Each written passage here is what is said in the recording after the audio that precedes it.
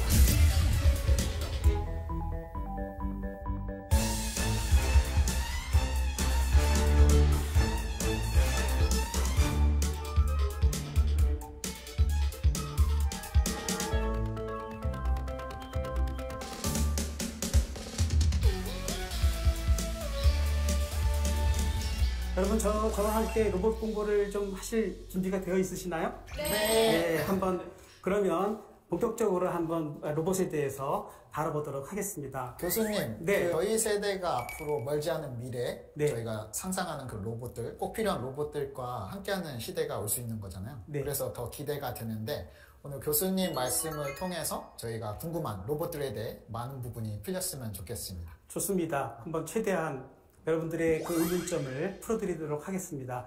네, 시작하기 전에 과연 이제 로봇에 대해서 우리가 잘 모르는 것 중에 하나가 바로 인공지능입니다. 그래서 여러분, 인공지능 이 알파고 사건은 2016년 4월에 우리나라 바로 광화문에 있는 포시즌 호텔에서 이제 열렸던 그 사건 아시죠? 그 알파고가 이제 구글의 딥마인드 팀에서 나온 그 인공지능 프로그램을 가지고 이제 우리의 이세돌 선수를 이제 처참하게 패배시킨 사건인데요. 그 승리의 요인이 뭐라고 생각하십니까? 혹시 아시는 분 패널 중에서 한번 대답해 주시겠어요?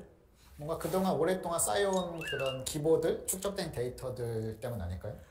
네, 맞습니다. 그 빅데이터의 힘이죠. 그런데 최근에는요, 이제 알파고들이 좀 바뀌기 시작했습니다. 그걸 뭐라고 그러느냐면은 스스로 데이터를 만들어 나가는 거예요.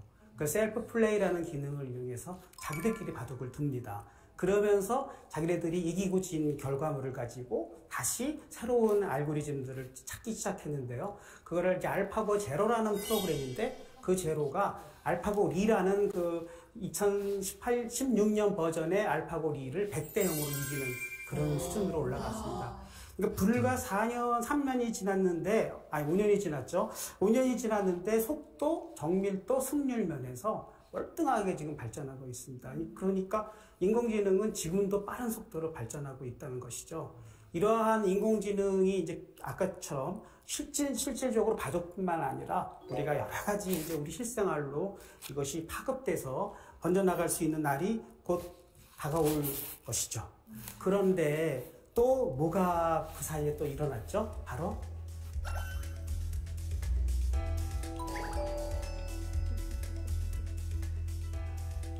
알파고 이후에 코로나가 왔습니다.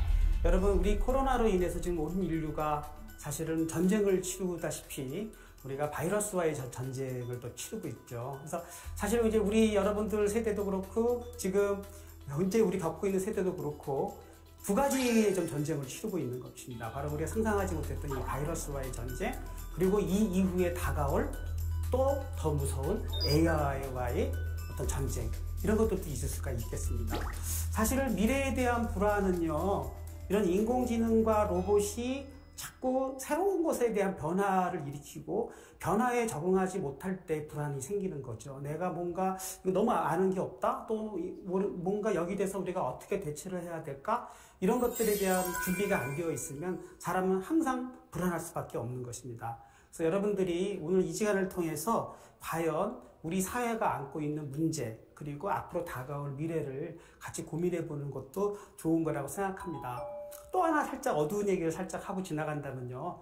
바로 이제 뭐냐면은 이런 로봇들이 점점 현실화돼 가지고 과연 우리나라의 미래가 더 좋은 방향으로 갈 것이냐 아니면 더 어려운 방향으로 갈 것이냐 고민해 봐야 됩니다. 제조 경쟁력 이런 좀 딱딱한 이야기를 갑자기 시작을 했는데 사실 이게 약간 관념적인 표현 같아요. 제조 경쟁력이 왜 중요하지 하는 것이 생각해보지 않은 상태에서 중요하다고 그냥 받아들이는 관념 아닙니까? 네. 근데 왜 중요할까요? 여러분?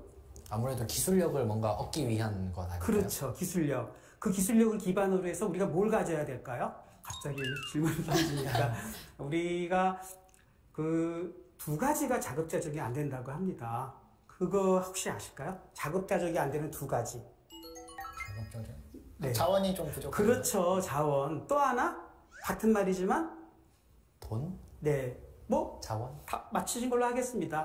자원이 이제 두 가지로 표현해서 하나가 우리가 식량 자급자족이 안 됩니다. 아, 식량. 아무리 뭐 우리가 국토가 뭐 발전한다고 하더라도 식량 자급률이 지금 한 60%대 들어가 있고 두 번째가 에너지 자급자족이 안 되고 있죠. 이 두 가지는 우리가 살아가는 데 있어서 없어서는 안 될 자원이잖아요. 이거를 우리가 외국으로부터 사와야 되는데 뭘로 사오죠? 저는 기술로 사와야 된다고 생각합니다. 바꿀 수 있어야 되는 거니까. 제조 경쟁력을 갖는 가장 큰 이유 중에 하나가 바로 지금 제가 설명하고자 하는 로봇과 인공지능 기술이 직결되어 있기 때문에 그런 겁니다. 그러니까 단순히 상상 속의 인공지능과 로봇 기술이 아니라 우리가 살아가야 할 생존에서도 그대로 직결되어 있다는 뜻이죠. 그런 측면에서 우리 제조 경쟁력이 나날이 지금 어려워지고 있다. 뭐 중소기업이 힘들어지고 있다. 코로나로 인해서 산업이 무너지고 있다. 이런 말 듣고 있지 않습니까? 사실은 우리가 지금 살아가는 것도 힘들지만 사실은 산업적인 측면에서도 굉장히 불안한 미래가 다가오고 있는 것이죠. 이것을 어떻게 타개할 것인가는 뭐 우리가 고민하는 것도 있지만 국가가 고민하는 것도 있다고 보여집니다. 많은 지표들이 이런 제조 경쟁력에 대한 우려를 얘기하고 있어요. 그렇지만 이런 미래에 대한 불안은 올해 우리만 있는 것이 아니라 예전부터 있어 왔습니다. 뭐 옛날 토마스 모어가 예전에 소설에서도 얘기했듯이 500년 전, 600년 전에도 얘기했듯이 과연 새로운 세상이 오면은 우리 인류는 어떻게 살아가야 되는가 하는 데 대한 불안감은 다 얘기했어요. 그래서 그 과거에 그 철학자들이나 소설가들이 고민했던 부분을 생각해보면 지금이 그냥 한정적으로 지금에 국한된 얘기가 아니구나 하는 걸 이제 알 수가 있는 것이죠. 그때 고민들이 어떤 건가 생각해보면 좀 재밌습니다. 뭐 직업이 없어진다. 뭐 마부들이 길가에 누워가지고 자동차를 거부했던 그런 운동이 있죠. 그걸 무슨 운동이라고 하냐면 러다이트 운동이라고 합니다. 산업혁명 시대를 거부하는 운동이죠. 근데 우리 인류는 어려서부터 계속 발명을 해오고 그 발명품의 혜택을 받고 자란 세대입니다. 그래서 여러분들하고 저희하고 구분 짓는 것 중에 하나가 발명품으로 또 구분 지을 수가 있어요. 그래서 예를 들면 저 같은 경우는 TV 세대 그렇게 합니다. 그러니까 TV 세대라고 하면 좀 이상하지 않습니까? 근데 TV만 보고 자랐어요, 솔직히. 그런데 어느 날 순간부터는 인터넷 세대라고 그러지 않습니까? 네. 그런 인터넷을 통해서 자라고 요즘에는 이제 모바일 세대 이런 말을 쓰는데 요즘에 어떤 영화를 보니까 메타버스라 그래가지고 가상세계라는 말도 쓰고 있어요. 그러니까 어쩌면은 또 여러분들의 후세들은 또 다른 세상에서 문명의 이기를 가지고 자라나는 세상가 될 수 있을 것입니다. 그러니까 우리 인간은 끊임없이 진화를 할 수밖에 없다는 것이죠. 그러니까 진화의 방향이 이제 올바르냐, 그것에 대해서 또 어떠한 불안한 미래를 우리가 해결해야 되느냐 하는 부분은 우리가 다 같이 또 고민해봐야 될 양면이라고 생각합니다. 네. 컴퓨터의 진화를 한번 보도록 하죠. 이것은 제가 어떤 장면에서 살짝 좀 뽑아온 장면인데요. 시간축으로 봤을 때 컴퓨터의 용량의 발전이 계속 올라가는 것을 와, 볼 수직으로 수가 완전. 있습니다. 굉장히 빠르게 진행하고 있죠.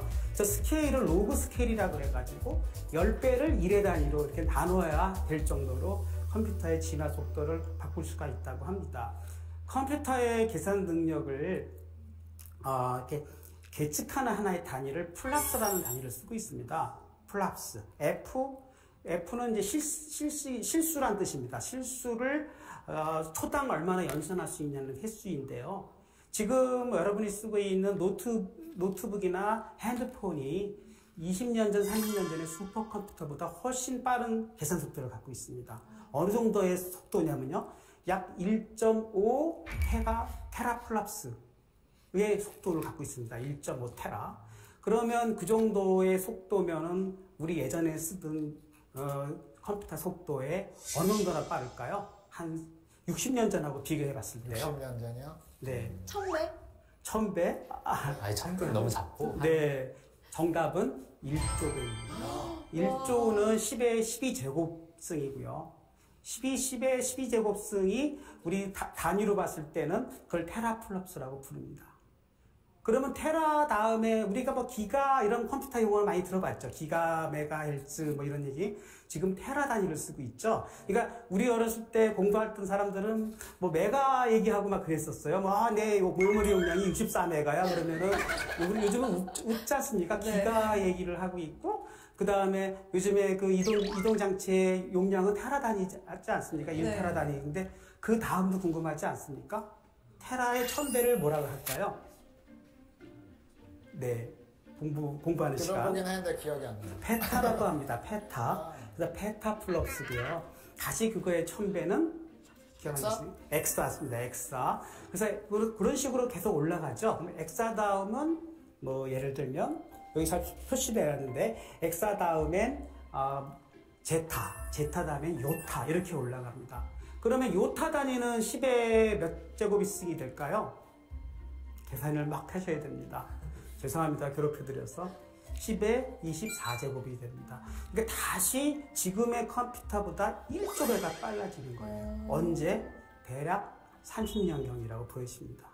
그 30년경도 후면 아마도 또 지금 상상할 수 없는 수많은 일이 다 현실화 될 것으로 예상이 됩니다. 네, 컴퓨터의 발전과 인공지능의 발전, 이것은 로봇의 발전에 아주 필수적인 요소라고 생각이 되죠.